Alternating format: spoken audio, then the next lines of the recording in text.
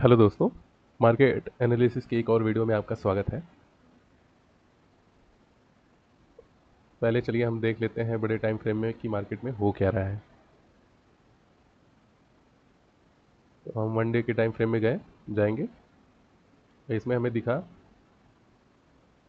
कि मार्केट एक up side rally दिखाता है, फिर कुछ दिन सस्टेन करता है, फिर उसका ब्रेकआउट आता है यहाँ, फिर धीरे धीरे ब्रेकआउट कुछ ज़्यादा ऊपर ना जाके फिर ब्रेकआउट एक रेंज में चला जाता है और कुछ दिन मार्केट एक रेंज में रहता है। फिर फिर उस रेंज का ब्रेकआउट आता है, लेकिन ब्रेकआउट सस्टेन नहीं कर पाता, फिर मार्केट धीरे धीरे नीचे आ रहा है। नीचे नीचे आते फिर 25,000 पे एक सपोर्ट लेता है, फिर मार्केट थोड़ा ऊपर जाने की कोशिश करता है, लेकिन मार्केट फिर एक रेंज में साइडवेज दिखाई दे रहा है। ठीक है। अब इस हिसाब से वन डे के टाइम फ्रेम में मार्केट में एक ये लाइन आ रही है ऐसी। ठीक है, ये एक ट्रेंड लाइन आ रही है। तो फ्यूचर में अगर कभी मार्केट यहाँ पे आता है, इस एरिया पे या इस एरिया पे कहीं भी इस लाइन से टच होता है, अगर या तो इसे ये ब्रेकआउट करेगा तो काफ़ी अच्छा टारगेट हमें देखने को मिल सकता है, या फिर इसको टच करके टेस्ट करके फिर नीचे आ जाए तो हम सेलिंग का प्लान देख सकते हैं। ठीक है, ये रहा डे टाइम फ्रेम में। अब ये है क्या कि ये एक रेंज में अभी घूम रहा है, अभी एक रेंज में फिर उसी रेंज में आता हुआ दिखाई दे रहा है। या तो इसका ब्रेकआउट कर दे या इसका ब्रेकडाउन कर दे, लेकिन ये एक अच्छा खासा सपोर्ट है इसके लिए। ठीक है, और एक सपोर्ट हमारे लिए ये है, ये एरिया, ये भी एक सपोर्ट हमारे लिए है 24,800 का। ठीक है, क्यों है? क्योंकि यहाँ से ही मार्केट अप साइड मोमेंटम दिया था, तो इसलिए ये हमारा एक सपोर्ट है। उसके बाद फिर ये एक सपोर्ट हमको देखने को मिल सकता है 24,500 का। ठीक है, तो आप देख लेते हैं 15 मिनट टाइम फ्रेम पे कि अगर मार्केट कल ओपन होता है तो हमारे क्या क्या प्लान हो सकते हैं। ठीक है, तो आज क्या हुआ, मार्केट क्या करता है, मार्केट इधर कहीं ओपन होता है 25,165 के करीब।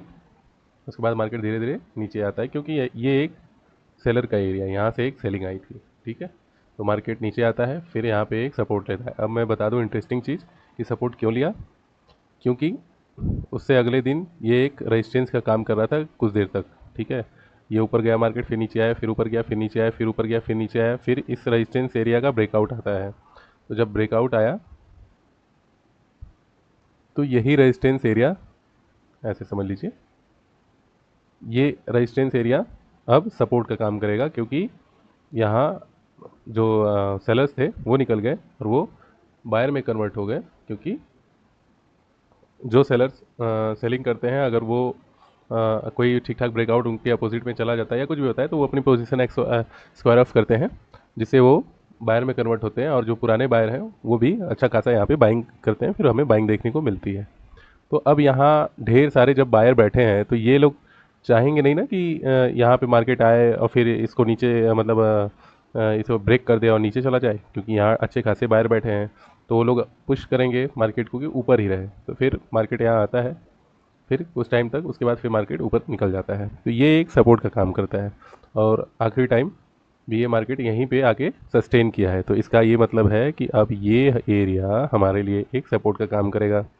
अब अगर कल मार्केट ओपन होता है करीब इधर होता है 25,000 ऐसे करीब इधर ओपन होता है 25,100 करीब ऐसे ओपन होता है, मार्केट अगर नीचे आता है फिर यहाँ से सपोर्ट लेकर अगर मार्केट अप साइड जाने की कोशिश करेगा, तो हम वहाँ कॉल साइड के लिए प्लान कर सकते हैं। ठीक है, अगर वही इसका इस लाइन का ब्रेक आता है, मार्केट सडनली ब्रेक कर देता है, तो फिर मार्केट नीचे आ सकता है 25,000 तक।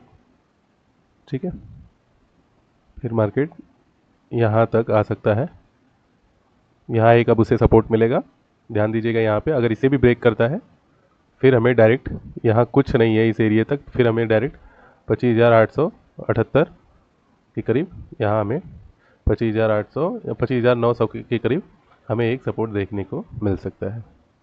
ठीक है, इस एरिया पे यहाँ पे हमें एक सपोर्ट देखने को मिल सकता है। अगर वही मार्केट यहाँ से सपोर्ट लेके अप साइड मोमेंटम दिखाता है, फिर हमें फिर हमें 25,150 के करीब हमें एक सपोर्ट देखने को मिल सकता है। ठीक है, इस एरिया पे। ये बस यहाँ ये हमें एक रेजिस्टेंस दिख सकता है, रेजिस्टेंस का काम करेगा ये। ठीक है, ये 25,150 एक रेजिस्टेंस का काम करता हुआ दिखाई देगा।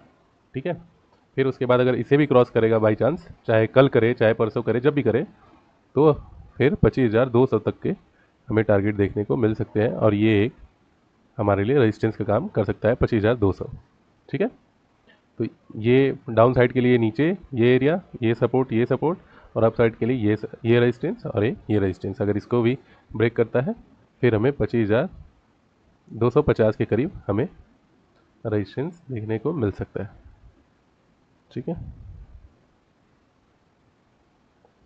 अब देखिए इसमें से क्या होता है, जरूरी नहीं अब कुछ भी हो सकता है, मार्केट अच्छा खासा गैप अप दे दे या गैप डाउन दे दे, तो उसमें क्या करेंगे, अगर बहुत अच्छा खासा गैप अप दे दे, ठीक है, इधर गैप अप दे दे, तो फिर ये यहाँ पे मार्केट आएगा, यहाँ पे सपोर्ट लेके फिर अगर ऊपर जाने की कोशिश करेगा और इसे ब्रेक करेगा तो हम कॉल साइड में प्लान करेंगे। वही मार्केट अगर इधर ही गैप डाउन खुल गया, फिर मार्केट थोड़ा सा ऊपर जाके फिर रिटेस्ट करके फिर मार्केट अगर नीचे आता है तो हम सेलिंग साइड में प्लान कर सकते हैं। ठीक है, तो ये हमारे कल के लिए प्लान है।